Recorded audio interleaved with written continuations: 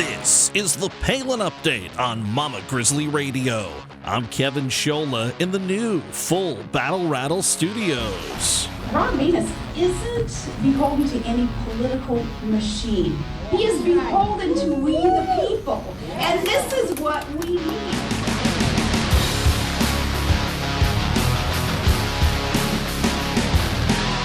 After a wild week that included a U.S. missile strike on an airbase in the northern part of Syria, opinions are flying in.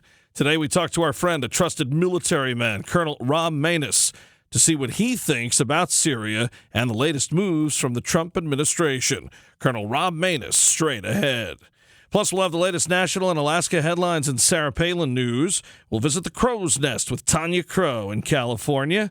Also from the Golden State, Kelly Carlson is on target.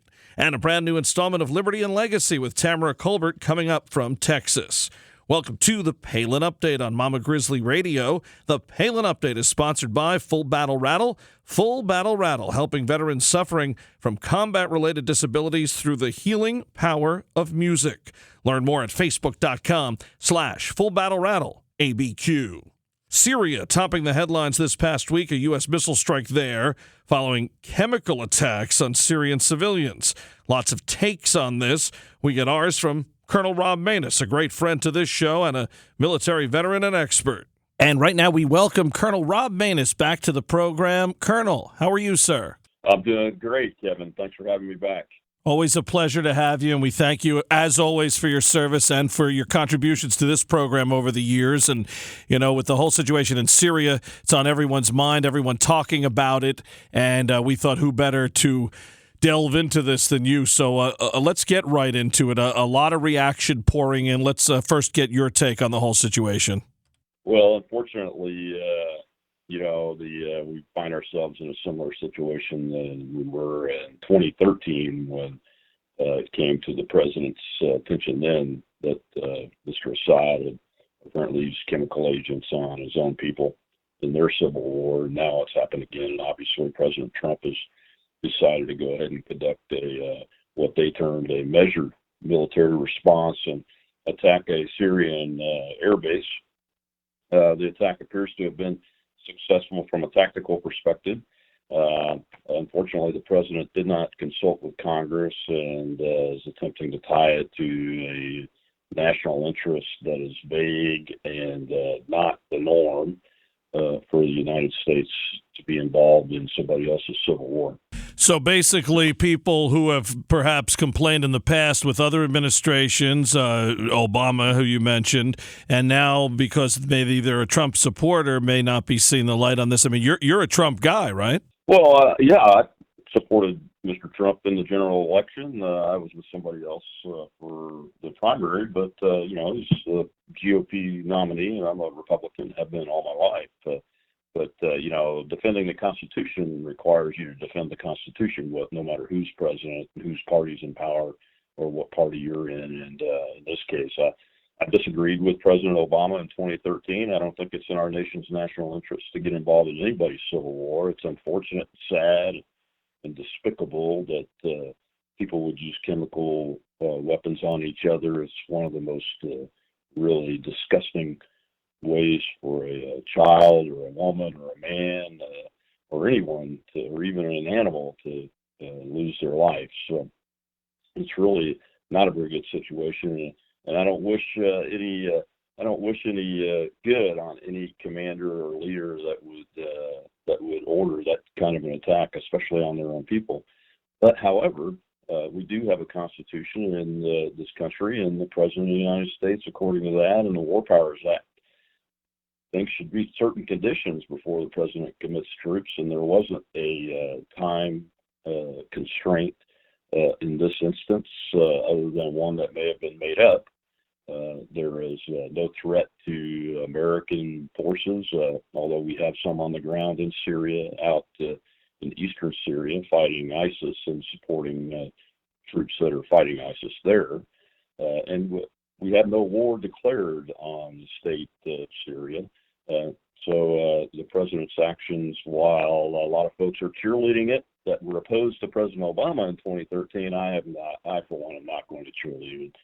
I think it's unfortunate, and the targeting that I've seen on the bomb damage assessment from the targets themselves did not eliminate the airfield at all, and I question the validity of the targeting itself.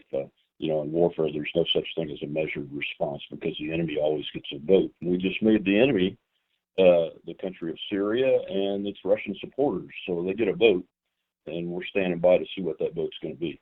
I know Senator Rand Paul has kind of echoed some of your sentiments, another friend of Governor Palin, as you are as well, and basically to paraphrase Paul, some of the similar things you're saying, Colonel, that, condemning what's happening in Syria, no doubt, but with the U.S. not being attacked, the president needs congressional authorization. So I think that's really the sticking point here. And you're hearing this from conservatives, from libertarians. But let me ask you this from an overall perspective, though. Is this, as far as you're concerned, you can only answer for you, President Trump, I mean, there's a lot of things going on. We have Neil Gorsuch. We have so many things that the president, jobs, things that he's tackled already early on. Is this just something that you will walk away and say, I disagree with this? Or is this something now where, you're worried now? Or is this a deal breaker for you? Oh, this is definitely not a deal breaker for me. I won't walk away from it. I will defend the Constitution, like I said, regardless of who's in the presidency or what party's in power.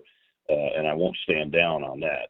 But the Constitution won a great victory this week when Neil Gorsuch was confirmed by the U.S. Senate. And I am very grateful that Leader McConnell and President Trump had the courage to stand up to the Democrats and go ahead and confirm Judge Gorsuch. And I think it's a good thing for the future of our country. And I hope they continue to show that type of courage and willingness to step up instead of running away from the fight. So no, not at all. I want the president to be highly successful. I'm very disappointed in the advisors that he's listening to from a national security perspective. I think they have led him down the wrong path, quite honestly, back toward a foreign policy that's more like the George W. Bush days. And we all know where over-interventionism has gotten the United States of America in the Middle East in the last few years, from Libya to Iraq, staying in Afghanistan too long and mission creeping the mission there has now resulted in not only the resurgence of the Taliban, but now we just lost a soldier fighting Islamic State soldiers in Afghanistan in the last 24 hours. So we have some huge things to do from a national security and fighting and winning the war perspective. And the president needs to lead the American people and lead the allies, for that matter, but do it in the right way, in the legal way, not take shortcuts, and let's have the right strategy. And you don't get that by watching a video on TV and getting emotional about the babies you're seeing dying, which is very bad. I understand that. I have been fighting wars for a long time, and I've had to do things that I hated to have to do in orders that I didn't like to see the results of, but I had to live up to that. And that's what warfare is. That's why you cannot take it lightly. And that's why the Constitution is written, so that the American people are bought into whatever wartime mission the president and the Congress decide that our country should take on. Colonel, I think what the difference here is the way you're going about disagreeing here with the president, and people can respect that. I think when Governor Palin disagrees with him, we talked about, the deals that she found that were crony capitalism or other events that Palin has spoken out about. Rand Paul as well. There's a way to go about it, whereas others, they seem to almost say, all right, I'm done now with the president for, one move that they disagree with. And I think that if we have more, Rob Maness's and Rand Paul's and Sarah Palin speaking and, being fair about how we look at the administration, that goes a long way, as opposed to others who you say, you know what, they may have not liked this guy from the beginning and we're waiting for the first thing that would fall into their narrative that they already had. Yeah, Kevin, I think it's very interesting how you put that. That's what I believe, and I've learned a lot in the years since I've come to politics, much of it from Governor Palin and Senator Paul and Senator Mike Lee and Senator Ted Cruz, and they've always shown that they're fair, and I think it's fair, and that's why I always come back to the Constitution, because that's the most fair thing to measure people and their decisions and actions up against. Even President Obama, quite frankly, is what I held him up against was the Constitution. Unfortunately, I disagree with him most of the time. Yeah. But President Trump, he is what he is, and everybody knows that he's not exactly the most conservative Republican, nor a lifelong Republican for that matter. And he's surrounded with many people that are not even Republicans. So, he's going to do some things that I don't agree with, and I understood that when I decided that I was going to support him and vote for him. And just like any other American, I want America to be successful, and I want President Trump to be successful. I think we have a great golden opportunity here. There will probably be some good things out of this decision.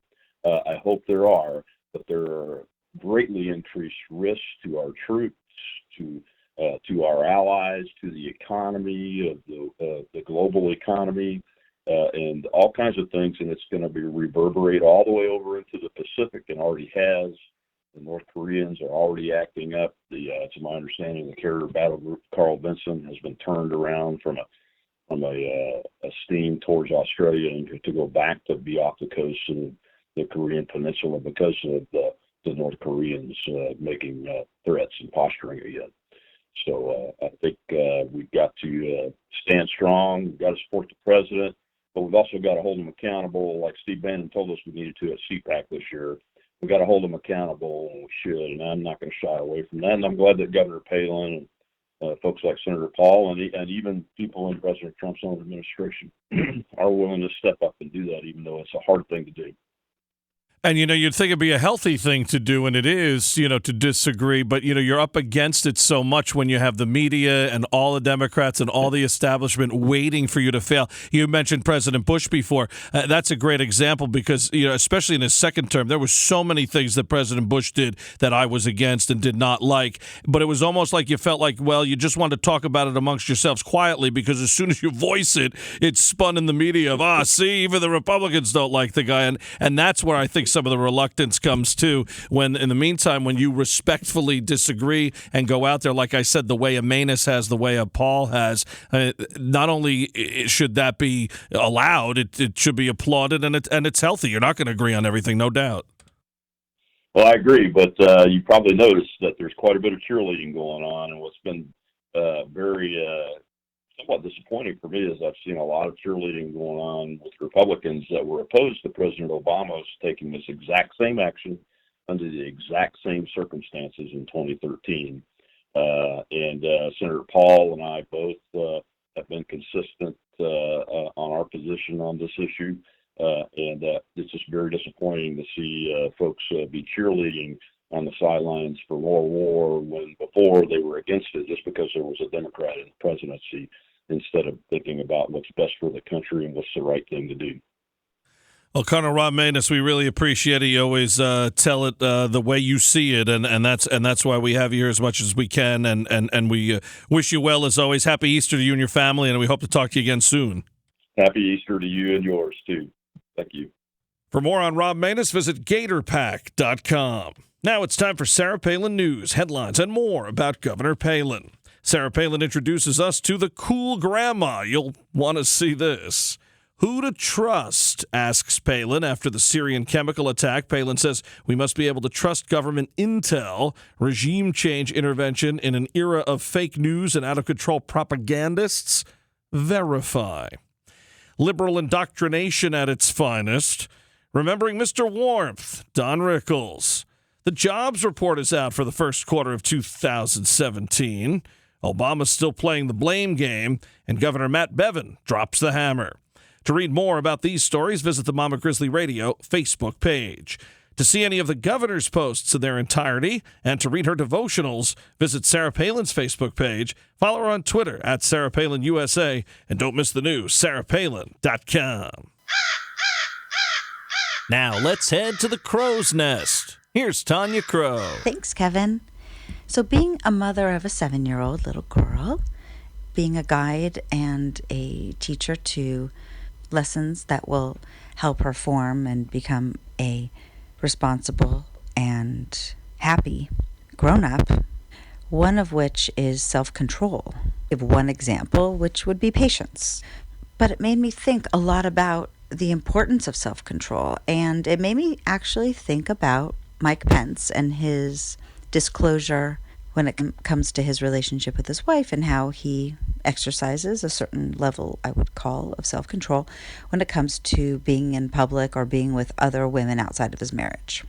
It is self-imposed. We are able to have any sort of set of rules within our own confines of what we feel is beneficial to us. And that's a beautiful liberty that we have as a human being, one of those inalienable rights that this country is so beautifully founded on. And here we are in a day and age where PC, politically correct, people wanting to impose control over others, say what's acceptable, what's not acceptable. There are so many differences between a conservative way of life and a progressive or leftist way of life. But one of the really stark differences is in exactly this.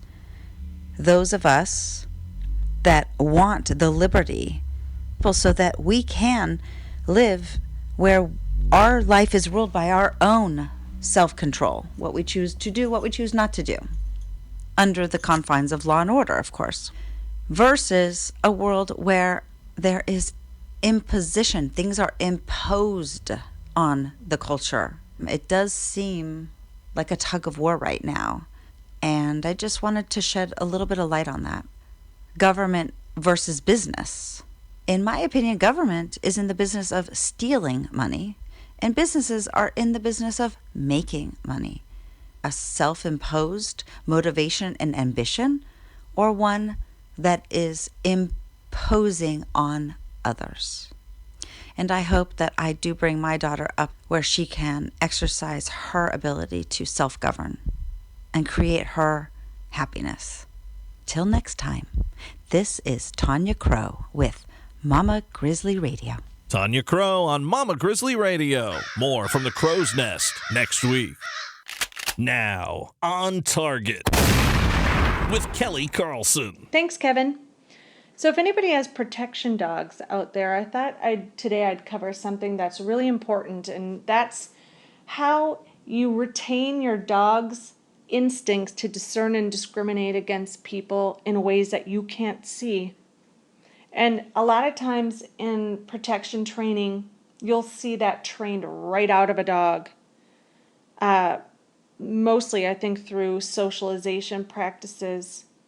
And socialization is super important part of the training, but also is walking that fine line that your dog, via the training, doesn't end up always asking you for permission if it feels threatened or senses something you can't see, and it wants to tell you, it wants to alert or put that person on notice. We chose a specific trainer. His name is Andre Valdez, Dias Canine out of Nevada, because he practices something I do as an actor, and that's method acting. What he would call it is training with intent. So when we do bite work, Andre not only, he'll put on a bite suit and this and that, not all the time, but he also includes ill intent in his mind. So me as an actor, I do this so it translates on camera. And what you do is you get your emotional state into the same, it has to equal and be the same thing that you are physically projecting. So if I'm crying on camera, I am going to think about things that make me terribly sad and I'll end up crying. Because otherwise it doesn't translate as real to the audience. There's something that's missing. They can detect that it's false. Well, it's the same with our training.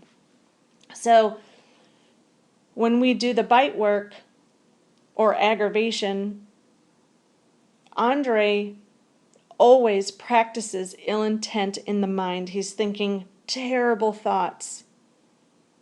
And he's not always physically coming up to me like he's going to attack me. My dog needs to be able to understand, pick up on intent. This is super important. because not all attacks come on, physically threatening.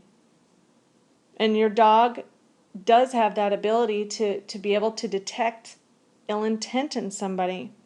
And you don't want them to ask you for permission. So the fine line is like, okay, and I'm going to give you an example of our male, because dogs interact with people differently. Our female is completely different than our male socially in public with strangers.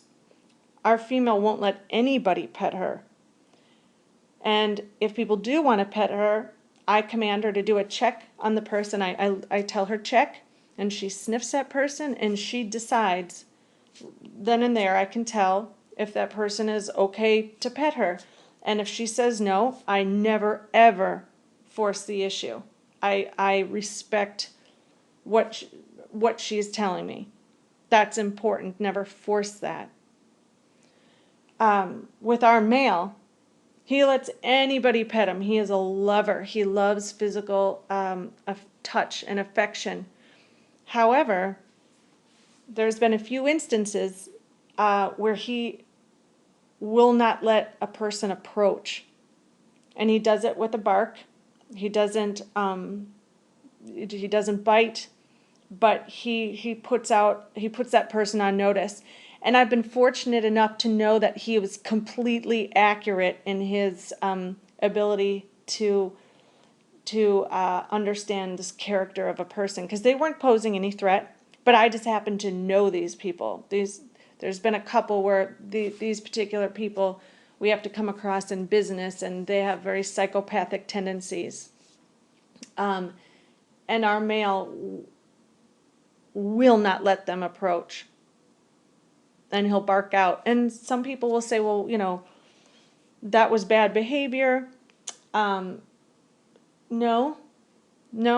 It's bad behavior if the dog continues. But it's your responsibility as a handler to recognize what your dog is telling you and, remove yourself from the situation. If there's no physical attack going on, which in our case wasn't, I just walked him in a circle, walked him around. I actually told him, thank you. But to other bystanders, that can be a little scary, and they think it can be inappropriate. So by removing them and walking them away, that should end, because you're removing the dog and yourself from the situation, is a good way to handle it while not correcting your dog from something that it's telling you, or and putting that person on notice for good reason. These people are just that our male, I call put on notice, aren't good people. They're just not. They've ruined many careers with people. They're predatory in nature. And he was absolutely accurate, and he's never done it with anybody that I would say is like, oh, this guy's a jerk, No. His instincts are so razor sharp. He alerts me to the worst. And so it's something I've been fortunate to know that he was right. So when you have your protection dogs in public, it's important to know how they handle situations like that. It's important for them to retain that ability and know it's okay to tell you, because a lot of handlers out there train that out of their dogs, and they become robots, and the dog will look to the handler for permission. And you don't want that in a worst case scenario. You want a working relationship with your dog. We have them because they have abilities in ways that we don't, and we have abilities in ways that they don't. And so it's a 50-50 relationship. It's just how you handle it. I believe that intention training with bite work and aggravation and proper socialization is the key. And so, it's a fine line to walk, but it's a really, really important one, especially if that's the reason why you have a dog. I know a lot of people that I've seen a lot of dogs actually bail on a person because they had poor training for protection work. That when a dog feels an ill intent and had that trained out of them, I've seen the dog just bail on the person. So it's important with your protection training to include that ill intent in the mind of the person in the bite suit, so that they feel comfortable and that you are confident in their instincts. It's just how you handle the situation out in public is what's going to matter.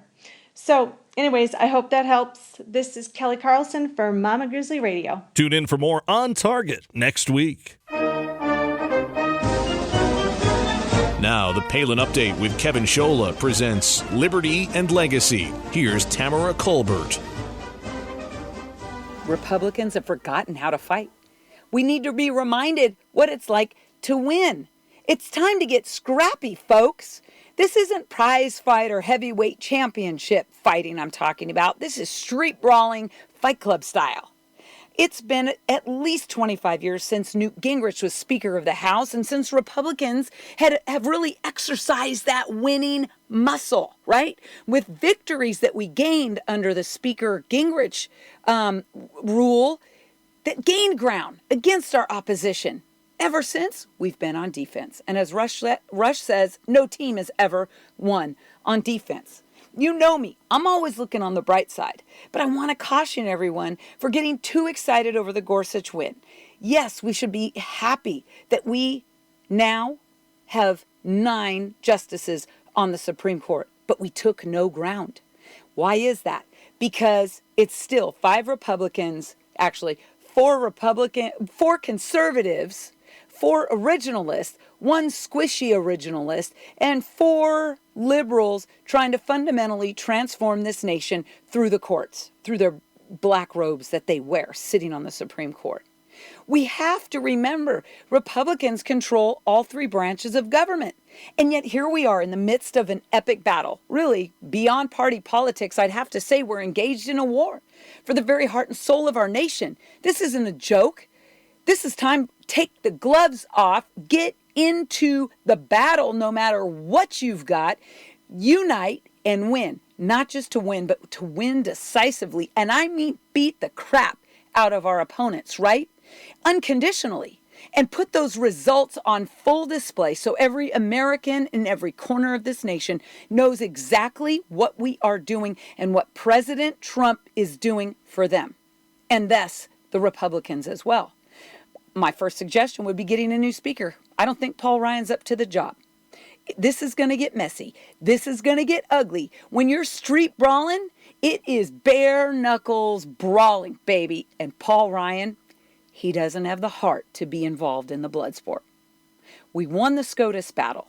We have a full bench. Yay. But we took no new ground. We barely broke even. The only good news is that the Gorsuch confirmation ends Chuck Schumer's 16-year era of filibustering, right? But here's the thing. We've got to get beyond Russia, and Trump has got to now go after the administrative state and the full dismantling of the deep state. In fact, it's time to get beyond the classified intelligence leaks and the lies and misinformation that this deep state is continuing to spread. They're doing it because they're trying to make the Trump administration ineffective. And this is really what Obama spent the last 8 years doing. We just thought he was on the golf course. He was letting everybody else, like Susan Rice, act the playbook, right? So here we go. This is what I'm saying. It is time for the Republicans to get scrappy. The example of this is the fact that Susan Rice, we now know that Susan Rice, the director for the NSA under Obama, was the person who authorized the unmasking of classified material and Trump people who were under surveillance illegally. Our victory dance by bringing her name to the forefront, as well as many others, it's short-lived because immediately after that, all these various leftist organizations filed ethics lawsuits and violation charges against House Intelligence Committee Chairman Devin Nunes. And then what happens that? The next thing we know, he's announcing that he's temporarily stepping aside to deal with defending himself. That's a win for the Democrats, folks. Why is that? Because we see the idiot Adam Schiff standing up there in front of the podium, super excited, gloating over it. And I just have to say, when my husband ran against Adam Schiff in 2010, Mr. Karl Rove told me to my face that Adam Schiff is known as the dumbest guy in the Congress. So there you have it. Devin Nunes, he was scrappy, rough, tumble. He didn't do a thing wrong. In fact, he did everything right, exactly as he was supposed to go to the White House to review the classified material because it was so classified, they couldn't even bring it in a locked box or with a person to the Capitol. What he knows about Susan Rice and the Obama administration is so deep that the Democrats, the only thing they could do is take Devin Nunes off the battlefield, and they did that by filing all these bogus lawsuits. Here we go. The Democrats, between the crocodile tears and using the court system against the conservatives and mainstream American citizens, they're acting like spoiled kids who just got found with their hands in the cookie jar. And they know that we know the gig is up. So what do? This week, I had nothing but flashbacks of their behavior when they went after my sister in Liberty, Governor Palin. At one point, having 70 attorneys in Alaska trying to dig up dirt on her. And I think it's awesome that they found none. But she had to step aside. Sarah had to step aside in order to make money to pay for the lawsuits that the Democrats were filing against her, because in Alaska, she was responsible for them and the state was not paying for her attorney's fees. I think it's just disgusting that the Democrats behave this way. They know they cannot win on truthful arguments, folks, so they have to resort to Alinsky tactics to win. I'm tired of it. It's time that we stand our ground as conservatives, as Americans who stand for truth and real justice in the American way. We are all supermen and superwomen, and it's time for us to get engaged and realize there is winners and there are losers. And I am not a loser. I'm a winner. I'm standing up and I am ready to go full superwoman on Democrats. It's time for us to get to work. It is time for us to get focused and focus on the areas where we can win until we are tired of winning, right? Time to exercise that winning muscle. We're back in the gym. We're back in it. We got our protein powder. We've got a great victory with Gorsuch making it to the Supreme Court, but we have a long road to go, and we're in it for the marathon, not for the sprint. It is time. All hands on deck. We need you. Get back to the gym. Get that Liberty muscle going. It's time to win. I mean, hey, if the Cubs can win, so can we. Tweet me this week. I want to know what you think. At Tamara Colbert, hashtag Mama Grizzly Radio. God bless you. God bless our country. And please continue to pray for President Trump. I'm Tamara Colbert for Mama Grizzly Radio. Tamara Colbert in Texas. Tune in for more Liberty and Legacy next week. And to learn about Convention of States, head to conventionofstates.com. The Palin Update, including Liberty and Legacy, on target. And the Crow's Nest is on demand and available for download. So just head to mamagrizzlyradio.com, pick the show you want to hear, and you can listen anywhere, anytime. Well, that'll just about do it for this edition of the Palin Update on Mama Grizzly Radio. Visit mamagrizzlyradio.com for continuing coverage of Governor Palin. Also, like Mama Grizzly Radio on Facebook and follow along on Twitter at Mama Grizz Radio, at Kevin Scholla, at Tamara Colbert, at Tonya Yoga 13, and at FBR ABQ. And I'm doing some writing for Breitbart News. Go to Breitbart.com and search Kevin Scholla. I'm also contributing to SarahPalin.com. Please check out my latest piece this week. Honored to be working on the governor's new site. I want to thank Tamara Colbert, Tonya Crow, Kelly Carlson, and everyone here at Mama Grizzly Radio. Thanks to Rob Maness, and thank you for listening today. A special thanks to our sponsor, Full Battle Rattle. Visit Facebook.com/Full Battle Rattle ABQ. The Palin Update is produced by Lena Anderson, the Andy L. Kramer, and Lori Ann Lewis.